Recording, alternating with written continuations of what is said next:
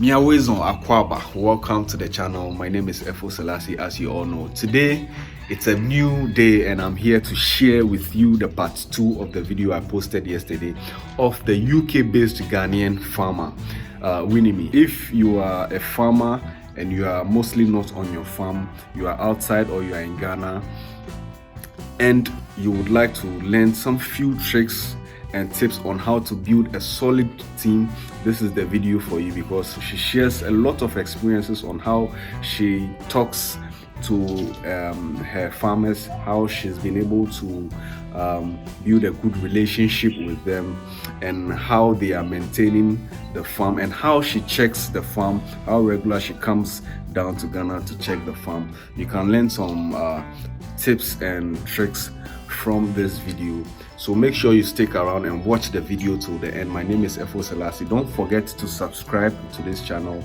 hit the bell button, like and share for other people to watch. Thank you for watching and stay blessed. So in about I think after 9 months, we decided to go home and see things for ourselves. So we went there, and up to now I've not seen Opia guy now. So we spent quite a lot of money, but what I'm thankful for is that the major things that we bought are still there. The only things we probably lost was the money for the chemicals and a few things here and there. So yeah, that's how this whole thing. So we were like, we cannot depend on anybody to do this for us. We have to do it ourselves. Because we were thinking he's an agronomist, he's got his team, so we could contract him to do it, and then we come in and it did not work. And I'm not the only person this Opian guy has turned out to. If he goes to Facebook, I think I saw him on one of the, I don't want to mention his name so that I saw him on one of the YouTubers page, and he himself has done a whole video on this guy, and a lot of people got to know him through his page, and he's messed a lot of people up. So yeah, that was, so we realized that subcontracting someone to do it for you whilst you're here, it doesn't work. So we had to go home and do things ourselves. That has really helped. So doesn't that pose a challenge to you financially to travel to Ghana to check things for yourself? It is in the short term, but in the long term it's not. Sorry, it's just like you renting a shop in town to start a new business and saying that if I go to town today I don't get any money, so they don't buy, so because of that you stopped going. Did you get where I'm coming from? So let's just say I've rented a shop in Kegetia, I live in Swami, and then I opened a shop today, I went, nobody bought anything. The next day nobody bought anything. Until you would say, oh, because the first few days it is a long-term project that we're doing. So if you're thinking temporarily about the plane ticket, you will lose more than the plane ticket. And one thing about diasporans is that we don't live anywhere. We don't live in Ghana, we don't live in UK. It's like we are suspended in the air. If you go to Ghana, you're there for a few weeks. When you are here, your mind is home. Oh, I want to go home. So you don't really live here. And so you literally don't live anywhere. So you need to make that conscious effort to be somewhere, and that you have to pay for it. You get it? Yeah. Because I've been to Ghana literally almost every 4 months. I go home, and the progress I have seen on my farm, it can never be quantified with any amount of money. If I'd given the money to even my parents or my siblings, I don't think we would have seen the farm where it is today. So if you don't be afraid of that £500 plane tickets or £600, you've got to pay it for it now, so that later you would enjoy the food. Else, forget it. I was just about asking how you are managing your farm now. How and you say you travel back and forth, but then I'm sure you have someone over there who of things, and that is another journey. You see, that's another story, because initially, when you are abroad and you go home, you begin to think that you're helping everybody. No, you give someone a job, you think you're treating them well, you're paying them, you're giving them good service. Not to brag, but on my farm, we've got DSTV, we've got 24/7 electricity, we've got water, we feed them morning, afternoon, evening, and my pay might not be the best in Ghana, but it is reasonable to take care of someone in their family. And you think you're providing for people, and then they end up thinking you're stupid, you don't know what you're using your money for. then they start messing about. And then even when they're messing about, you still find it difficult to sack them. You see, if I sack them, how long will I get another person? Or if I sack him, what is he going to do? That morality in Ghana has eaten so much in our heads, even when you're outside. But it got to a point where I had to tell myself, if you mess up, you're gone. If you don't take that hard stand, some of the things are forgivable, but some of them is a straight sack. And I can say in the last few months, I have sacked more than 15 people. You have to keep sacking and employing. Someone will tell you it's difficult to get employees, but I will tell you, if you own a 50-acre farm and then you have 100 people and they're doing nothing, you get nothing. But when you have 2 people and they're even working on 1 acre, you are better off. So don't be so scared of sacking people because don't be desperate for the people. If you don't sack them, you will not get the good ones. There are times I can employ like 5 people, and after 2 months, 4 will be gone, and I'll be left with 1 good person. And I'll hire another batch. I'll sack all 5, and then hire another batch. So over time, I am grateful to God. For now, I can say I have a good team now that I'm working with, because I have been hiring and firing. And 18 nobody cares about you. You can be as good as hell. And how long did it take for you to get to this point where you have like a stable team that's taking care of things for you? 2 years. 2 years. 2 good years. 2 years and still counting. It took me 2 years to get here. I think my team started getting solid from March this year, just a few months ago. I employed people from my own hometown, my own tribesmen. Some of them are even from my husband's village. They know my husband's family. So I was thinking, but unfortunately, none of them. They are all gone. Some of them didn't even last 2 weeks. They had to go. Yeah. And one thing about farming is you can't get reference. Farm workers, there's nothing like reference. Because the only thing you ask is why you a farming that and why. That's the only thing. So as whether he's a thief, he's a murderer, he's a rapist, you don't know, and there's no way you can know. So it is a big risk hiring people, especially if you don't live there. And then apart from that, like I said, I go home often. If I don't go, my husband goes. And then we've got my husband's auntie's husband, so let's say my husband's uncle, who is there, who helps. So when we are going, he goes back, and then we are there. So you need someone there 24/7, because farm helps, they don't care about you. They don't. Apart from this particular challenge, what other challenges have you faced as someone who's living out there and have your investments here? What are some of the challenges you faced? The other challenge is getting it done the way you want it to be done. When you envisage something, you have a picture in your mind, but being able to translate it for the other person to understand you is a big problem. And then at times you appear to be either too known or too difficult. A typical example I'm facing now is mulching. We are getting into dry season, so I'm asking my guys. I only just got back from Ghana a few days ago. I'm asking my guys, let's mulch this place while the rain is still here, because Kintampo is more like the north. When the sun shines, it shines properly at Wankasa. So in no time, all the water would go, and it'll be more difficult for us to be watering the whole place. So let's conserve some water and then mulch the entire field. Oh my God, it's as if I'm speaking French. You have to keep hitting it, explaining over and over again. And because you do not see where you are coming from, so at times you just have to calm down completely. You have to get angry, you will shout, you will smile, you use all the tactics, and eventually you have to calm down. And then micromanage everything. I had to buy a smartphone for my guys on a farm, because someone say, you've got to buy them a farm phone, because someone might have a smartphone, but that is not the work phone. So one of the things that makes it easier for me is the smartphone I was talking about. I had to buy them a smartphone, because you can't buy cards and be talking to them. At times you have to be on phone with them for 2 hours. Okay. One strategy that I use that makes me get to them is not to say I get personal with them, but I get to know them. Because when you are on phone and then you're talking straight away by like talking only business, there are certain things that they will miss to tell you, there's certain cues that you miss. So you can just call them, oh, how are you guys? And it's saying, you just talk about nothing. And as you're talking about nothing, you get information that you want. Yeah. Because which in a phone so 5 minutes, they will tell you, oh, and say, baby, now you remember something, and then I let the conversation flow. So with that, I'm able to get into the head of whoever I'm working with. I get to understand their perspective, or to meet them halfway. That is one thing. And the smartphone like this, even if the worker has got a smartphone, it is not your phone. By the time you are busy, you want to talk about something, his girlfriend is probably calling him on the phone. You get it? So you buy them a phone. This is my work phone. This is work SIM card. You register it in your name, so everything work is from there.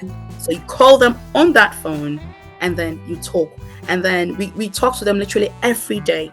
So what time is mostly in the afternoon when they go for their afternoon break, and when they finish the day's work. Every blessed day, at least we speak 2 times, and then we get daily videos every day, no matter who's on a farm. Even if my husband's uncle is there, we still get videos of what is going on. So let's just say, oh, today we planted so and so. Where is it? I've seen it. Okay, obviously they cannot video the whole field for you, but the parts that you need to see, so that even if something is going wrong, you can, Adena, wait, Adena, why is this way? Why is that this way? And then we are able to sort it out on the phone. And I wait, and obviously you have to buy them. You bundle credit for them because you're not going to.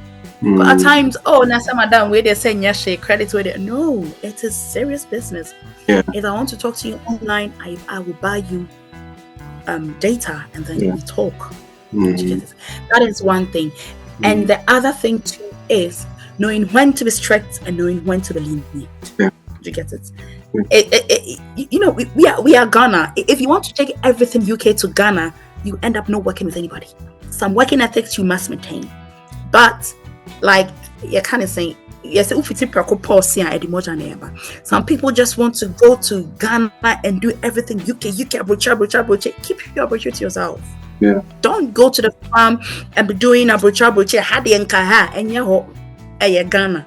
So you have to do a bit of kind of saying also some culture. You do some cut and paste here and there. When you tell them to do this by these timelines, that one they have to fit. But when it comes to other things, you have to be a little bit lenient. You get it? Much as the worker is there for their own good, don't forget you are also hiring them for your own good. They are not there because you like them, and they are not working for you because you like them. You get it?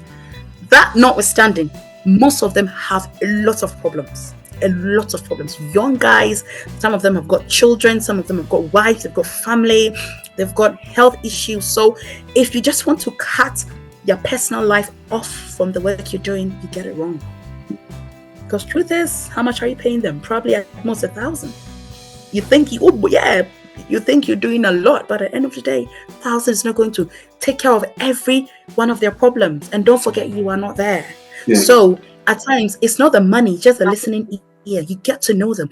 Whoever I employ, I get to know who you are, whether you're married, how many children you've got, where you come from, where you are before you got there, where you intend to go, what is your aim for coming to my farm, why did you take up the job and all that. You get to know them personally. And occasionally you can ask them, hey, now, so we now want to say, just like that. And I even know my workers' birthdays. I know their birthdays. Not say they're my teacher's scam. It's a good moral booster. You get to know them personally. And most of the time they'll come and tell you, oh, madam, wait there, please, if I could get an advance payment so that I have to solve this problem, and if you could give me 1,000, now they're telling me kakra. Hardcore truth. If you do that at your own peril, because they are not loyal. You can have someone today and the next day better not packing any manoko. And then if your money is in his pocket, watch you. But I tell them the very important life-threatening ones I can come in, but the luxuries I can't get in. Let's just say someone's daughter has been admitted to hospital and they desperately need 500 Ghana cedis, and they tell you and you say you don't care. Did I not pay you? And you don't care. If you do that, they are going to find a way to collapse your business. Even if you don't have That's the way you go about it. So, and I have a little bit of good interpersonal relationship with my workers. So some of them don't appreciate it. That's fine, but some of them do, and when they appreciate it, trust me, they go over and beyond. There was a time we wanted transplanters for my onion, and we couldn't get. Trust me, my guys worked all nights for days. They did not take a dime extra. I offered to pay them extra, and they said they felt insulted because they are doing their job. If they have benefits here they don't get on other farms, so if they have to go a little over and above for me, they don't mind. They use torchlights to transplant throughout the night for so many days. So at times we get personal with them, get involved in the problems, because we do charity outside. Because you've probably invested like £20,000, £30,000, £10,000 somewhere. So what is an extra £30 going to do for you if you help someone out? Some will not appreciate it. That's fine. But you know that just be you and then just help them out, because they can help you at some point. You should put this experience in a book so that some people can read and then. At times when they cheat you so many times, at times they will cheat you so many times, and then you're like, you just cut yourself off from them. But it just doesn't work that way. It's not like a two-edged sword. It's either cuts here or cuts there. So you just have to find a fine tune to it. Like I said, not all the people will appreciate what you're doing, but just keep doing your best for them. Definitely you meet those people who appreciate it, and then you start reaping the benefits. So that is one thing. And the other thing that helps me with the management of the farm is that at times when we hire people, we just leave all the work on them. My dear, the farm is not a joke, man. The work is hard. The sun is scorching, and it's not like they do it for three days and they're off. They are on it Monday to Sunday. They have a day off. But if you look at the amount of work they do from morning to evening, you and I will need like 100 years to recover. To get it. So at the end of the day, you have to find people to help. You need, when it gets to a point and you see the work is overwhelming, you need bad days to come and help them, so that at least they know that you care about them. You don't treat them like animals. You don't treat them like I'm paying you with chow so you overwork them. No. And when I go to Ghana, I start work with them at 6 o'clock and we all finish at 6 o'clock. We go on break at 12. We all go on break at 12. We wake up together and we finish together. Definitely your level of your energy and your strength is not up to theirs, but you don't sit down and watch them work. You are paying them, but at the end of the day, you've got everything to lose. They don't. You get it? And then once you are there with them, the amount of work that you can do, even if you will not get physical, just be with them. The little things you can do to help. Fetch them water, get them this. Just little things that you do. Like I said, I've got very high energy levels, so I'm able to stay with them throughout the thing. Don't feel no job is dirty. No job is dirty.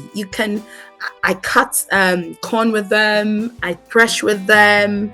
I harvest onions with them. So I do everything with them, and you put your skin. You put your skin in what you're exactly. doing. And farming is not just a business. Farming, it's you. If farming is not in you and you treat it as just a business, forget it. Okay. You have to be. Your soul has to be in it. Your soul is in it. The results is different. It's not just if it cares for me. I'm expecting this profit. And looking for, you have to really be in it. And I can say that with this method that I've used, I have seen results. I eat the same food with my farm helps. When I wake up in the morning and I'm taking tea, we are all taking tea. When we are eating anguamo and it's one egg, everybody gets one egg, unless I'm not there. But when I am there, we eat the same food morning, afternoon, evening.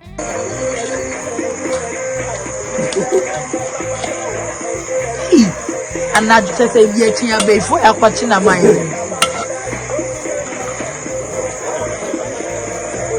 Okay, this ain't going to I'm having to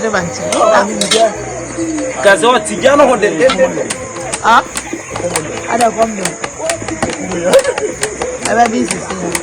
What is it? And I'm one. You don't cook your own food special and give them some rubbish food to eat. I know it's hard and it's very expensive if you want to quantify, but when you have your own space and you grow your own food, I encourage them to grow their own food. Whatever seeds they need, I've told them I will buy. So lettuce, I'll buy the lettuces, carrots. So I've planted literally almost everything on my farm. So we don't really buy food. It's just the salt and a little fish here and there that we buy.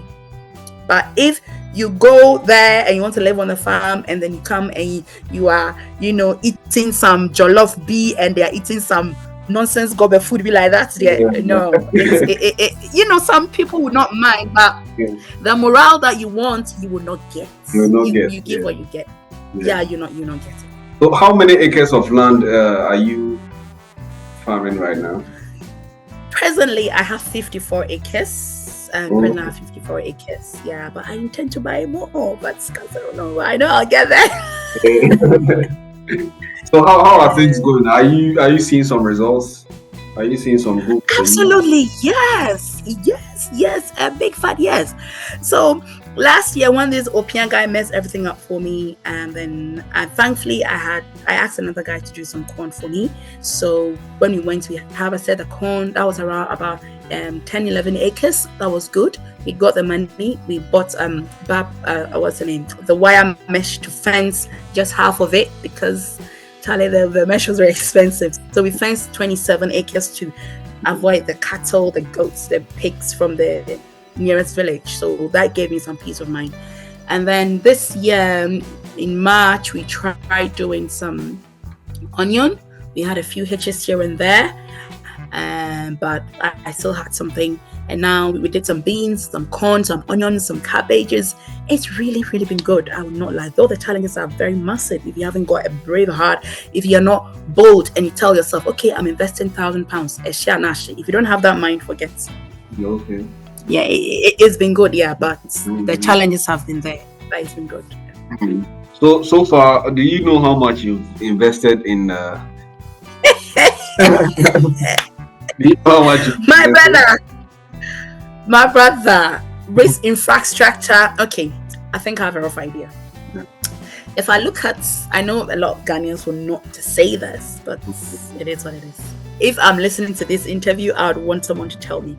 Yeah. If I look at the land that I have bought, the wire mesh that we've used, we've got about 3-bedroom, we've got a solar borehole, we've got some polytanks, we've got a thresher, we've got a solar dryer, we've got some boom sprayers, and then some other petty things. On top of my head, I'm looking at right about, if I'm calculating that,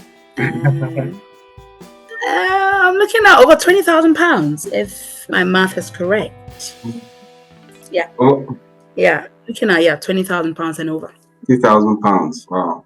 £20,000 and over. Yeah. Oh, the girl's taking my phone. Yeah, £20,000 and over. Yeah. Oh, that's a lot. That's a lot. This all includes Sika Shishio. Hey. Like Sika Shishio in account.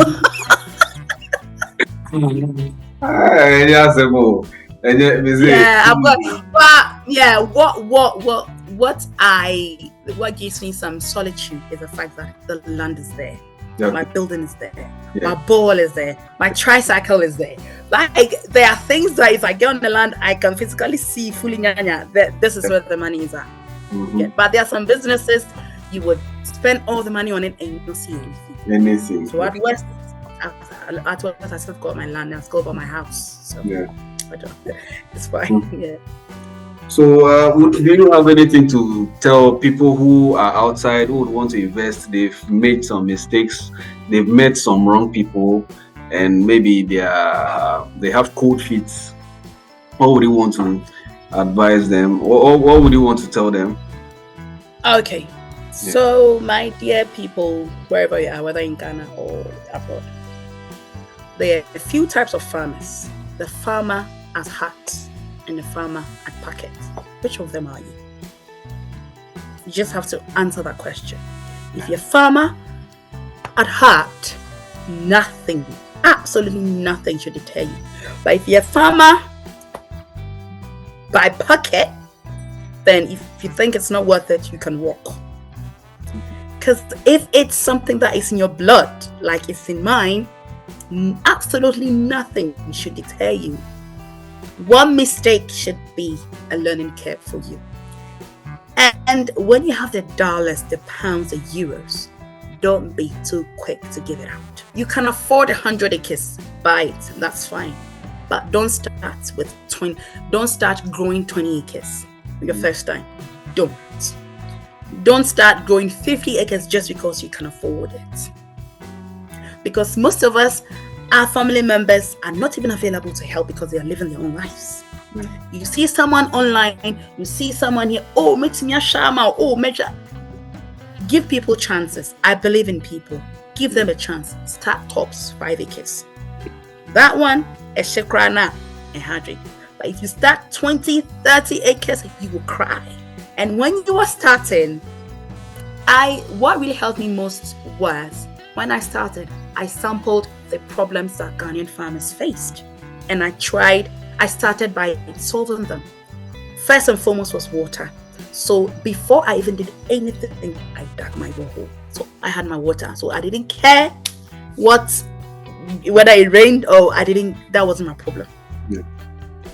Because we start and we do not envisage the problems around. And then we find ourselves wanting. So start small.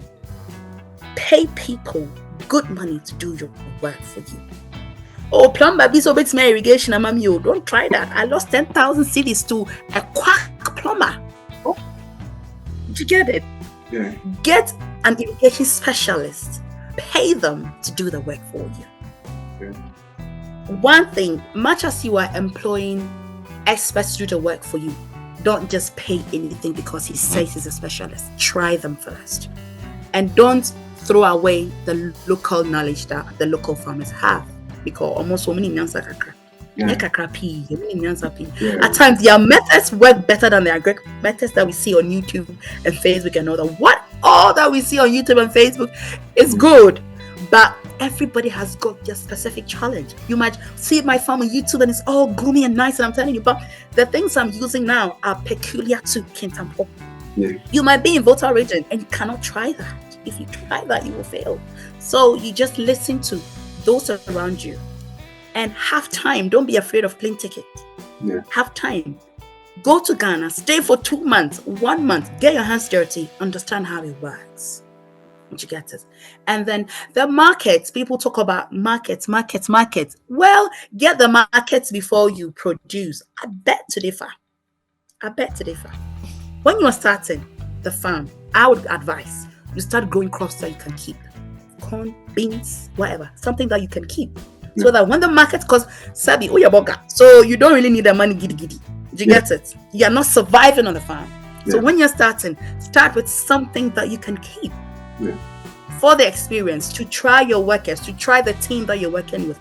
So that when you finish and at worst the market is rubbish, you pack it, you just store it and then you sell it later. Yeah. But when you grow something like tomatoes in the rainy season, and then you don't get the market, then you are stuck. Presently in Ghana, I just came back from Ghana like 3 days ago. Whatever you have sells. Yeah. I don't know about the previous years I wasn't in farming. Right now, there's nothing like tomatoes in Yento. I don't know about Kintampo. I didn't see anything like that. Yeah. I went to Kintampo market. I went to Techiman market. There was nothing like Obinyama Boniso. What's that? So to be in a safer space, do dry stuff so that you can sell. Yeah. Because when you go to the market and then, me dry tomato top. The first question they will ask you is tomatoes in a way. Do you get it? Yeah. They'll ask you, time. And the thing is, when you start, you don't have the market. Yeah. You don't have time because people come in every day. But Tony is saying, and see, tomatoes can be 10 cities today. By the time you finish, it will be 50 cities. Or it could be 2 cities. It is a big risk. Start with something that I love taking risks. I'm a big risk taker. You get it? I'm fine to bed.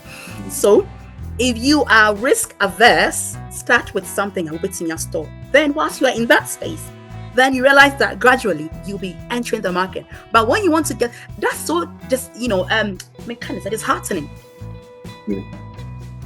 When you go to the market and then you're looking for tomato market, the women don't care what your plans are. They need physical filigadochi.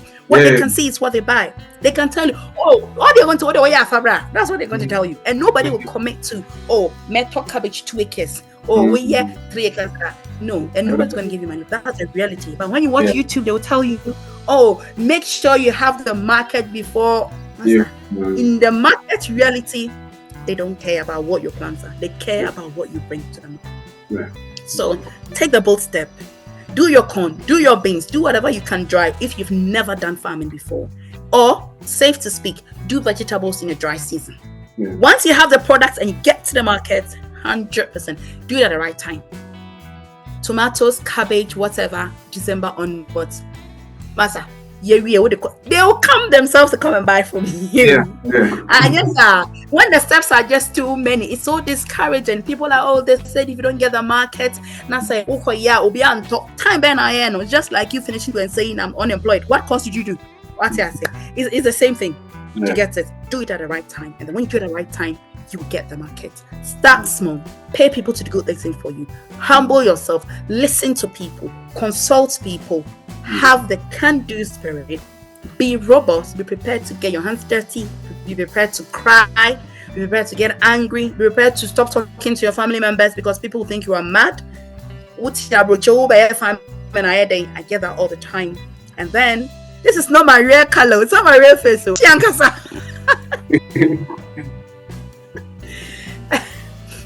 So, if I show you my before and after picture, it's sad. Don't buy anything. Instead, bites all over. You get so dark, and that's the reality of farming. Farming, there is no polishing about it. You get dirty. You lose weight. You get sores. You get scars. You get all of that. So, if you want to do a 200-acre farm and live on a farm and it's so beautiful, be prepared to lose that skin color. Be prepared to lose weight. Be prepared to cut yourself off from family and friends. And when you are doing things, don't talk about it too much. Let your family see what you're doing. Don't let them hear what you're doing. You'll be a Bekano country. Else the naysayers are a lot. My brother, if you leave me, I'll talk to you tomorrow. The things, there's so many things that happen. Yeah. I think we would have to have a part 2 of this conversation because I'm really enjoying the insight you're sharing. Yeah, and there are so many other things I wish I could, if time could allow us at some point. I would explain further because when it comes to production, when it comes to the market itself, there are so many things you learn on the field. And if you're adventurous, my dear, you will love farming. Every day is different. Every crop you grow is different. It's an exciting hands-on thing. So if you're passionate about it, and those who are saying, I'm passionate about farming, we'll go farm for 3 months. That's it. When your production now, now you have lost 50,000 Ghana cedis. Then you come and talk to me about passion. You will see the reality on the ground. So thank you for your time. Thank you. I'm just doing la. When I finish my post, I'm gone.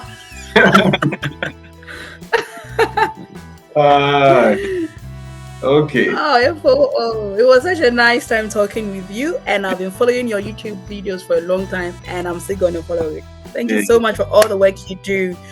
And your onion videos, oh my God, whoever has not seen it, if you want to do onions, go and check it. Efo has got massive content. He's interviewed different people on the onions, I think the maize, and some catfish, snails. You've got good content. Just keep it up. You've got a lot. I'm a religious follower of your page, and you just ask the questions that I would want answers to, and it does help a lot. So if you're watching this, please check on Efo's all his videos, and you come back to thank me later. Thank you.